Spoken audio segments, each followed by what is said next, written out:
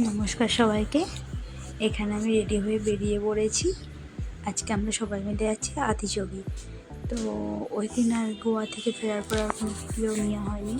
তো একটু রেস্ট করে আমরা বেরিয়ে গেছিলাম আতিচকির উদ্দেশ্যে। তো এখানে যাচ্ছিলাম আমি, দিদি, নন্দিনী, দাদার মা আর কাকিমা। আমরা একটা ক্যাব করে নিয়েছিলাম। কী হয়েছে যে ওনারা বাড়িতেই ছিলেন, আমরা গোয়া গেছিলাম, তো কোথাও ঘোরা হয়নি। তো সবাই মিলে প্ল্যান করলাম যে তাহলে চলো সবাই মিলে আতিচকি যাওয়া যাক। তাই আতিচকির উদ্দেশ্যে বেরিয়ে পড়লাম। চারপাশটা এত সুন্দর সুন্দর দৃশ্য দেখতে দেখতে গেছি, কি দারুণ লাগে। কিন্তু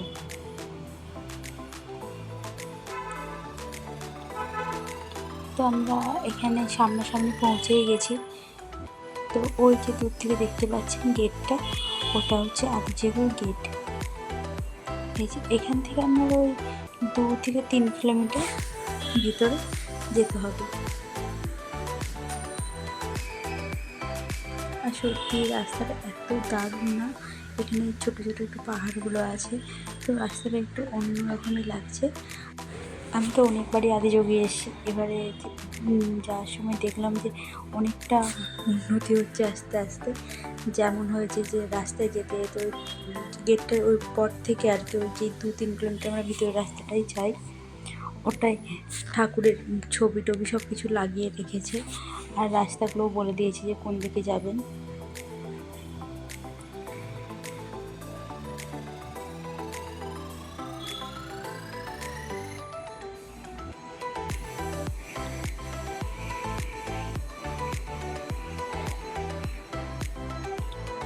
আর যেখানে ধোঁয়াটা উঠছেন দেখুন, ওখান থেকে দেখা যাচ্ছে যে মহাদেবের মূর্তিটা কি সুন্দর লাগছে না?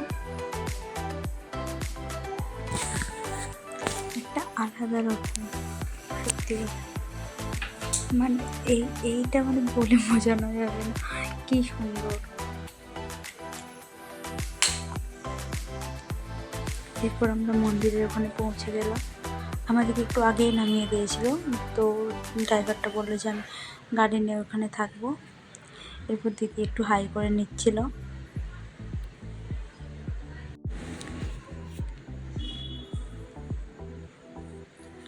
তো এরপর আমি চলে গেছিলাম ওই ত্রিশূলে যে ঘরটা, ঠাকুরের একটা ঘরের মতো করা রয়েছে ওখানে। তো ওখানে ভিডিও ক্যামেরা অ্যালাউ ছিল না, তো আমি জানতাম না, তো আমাকে বারণ করছিল যে ভিডিও অ্যালাউ নেই, বাইরে যে। আমাকে সত্যি ভালো লাগলো, এই দুটো হাতি কি সুন্দর।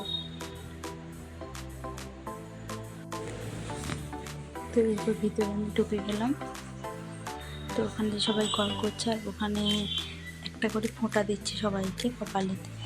তারপরে এই যে এখানে একটা নাগ দেবতার ছবি মানে ঠাকুরের ছিল।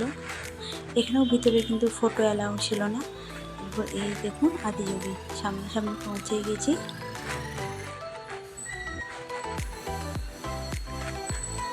আর এখানে ছিল নন্দী মহারাজ।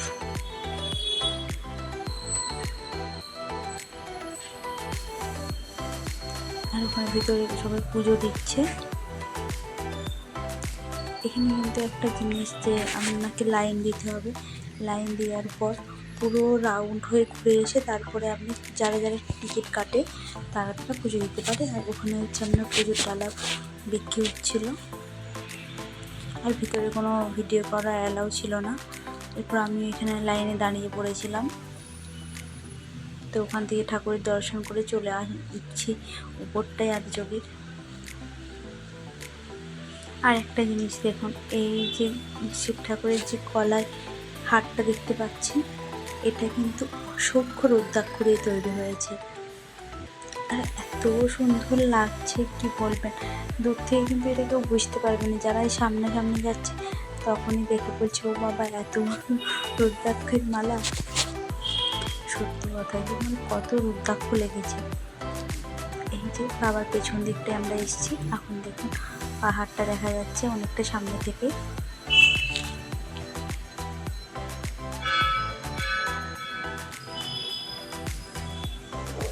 আর এটা পুরোটাই যেহেতু এখানে চারদিকে পাহাড়ই রয়েছে, পাহাড়ের মাঝখানে বাবা, কিন্তু দারুণ লাগে এই জায়গাটা।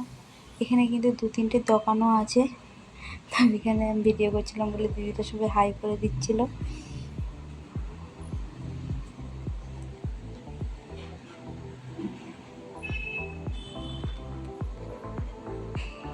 আর এই যে এখানটায় যে দেখলাম যে এটা জুতো রাখার করেছে, যে অনেক আগে কিন্তু এটা ছিল না, এটাই নতুন করেছে। আর এখানে হচ্ছে গোশালাটা, এটাও কিন্তু ছিল না, এটাও রিসেন্টলি হয়তো 2-3 মাস আগেই করেছে।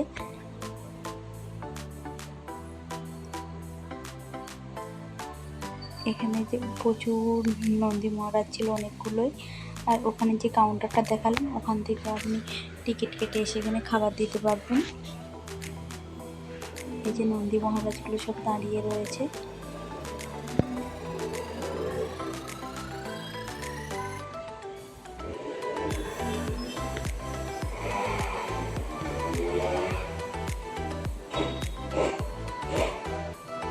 আর এখানে যে বললাম না যে টিকিট কেটে এখানে 50 টাকা করে এক একটা গামলা নিচ্ছে, ওরা এখান থেকে খাবার দিয়ে দিচ্ছে। তো এখানে টিকিটটা কেটে নিয়ে যে আপনাদেরকে এখানে দিলে আপনি একটা গামলা নিয়ে নিতে পারবেন। তো দাদা এখানে দিচ্ছিল।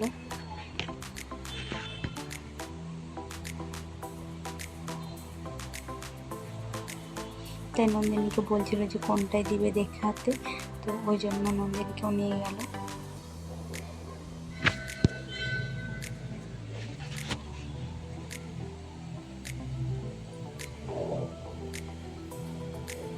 আর এইখানে নন্দিনী এত ভয় পেয়ে গেছিলো যে কাছে যাচ্ছিলই না।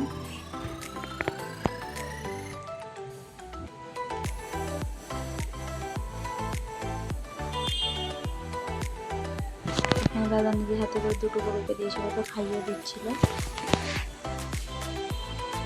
তো এখান থেকে বললো যে আমরা রেখে দিই, খেয়ে নিলে কোনো অসুবিধা নেই।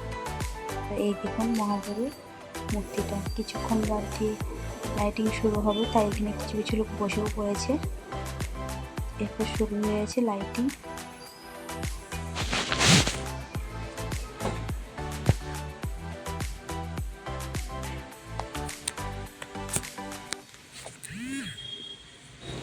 এদিকে দেখতে দেখতে লাইটিংও শুরু হয়ে গেছে। এখানে যেটা এখন দেখাচ্ছে এটা হচ্ছে অর্ধনারীশ্বর, মানে অর্ধেকটা মা পার্বতী বিরাজমান আর অর্ধেকটা বাবা ভোলেনাথ। এটা কিন্তু খুব সুন্দর লাগে। এই যখন দেখছেন যে বিদ্যুতের ঝলকানিটা, এটা কিন্তু সত্যি সত্যিই ছিল, যে যখন লাইটিং হচ্ছিল প্রচুর লেভেলের মেঘ ধরেছিল, কিন্তু বৃষ্টি হয়নি। তারপর আমরা লাইটিং শো দেখে বৃষ্টি হচ্ছিল আর কি, অল্প অল্প করতে আমরা বেরিয়ে গেছিলাম তাড়াতাড়ি বাড়ির উদ্দেশ্যে। আর এখানে আমি তো জানি যে দেরি হবে, আস্তে আস্তে ওই 8:30-9টা হয়ে যাবে, কারণ 7:15 থেকে লাইটিংটা শুরু হয়। তো ওখানে আমি নিয়ে এসেছিলাম দই বড়া, তো ঘর থেকে বানিয়ে নিয়ে গেছিলাম, কারণ এই মেঘের যা অবস্থা, এখানে তো কদিন ধরে প্রচুরই বৃষ্টি হচ্ছে। ওই জন্য ভাবছি যদি বৃষ্টি হয় কেউ তো কিছু খেতে পারবে না, তাই আমি এখানে দই বড়া নিয়ে গেছিলাম বানিয়ে। এরপর একটা বাটি টাটি সব নিয়ে গেছি, যে সব কিছুকে সাজিয়ে সবাইকে দিচ্ছিলাম।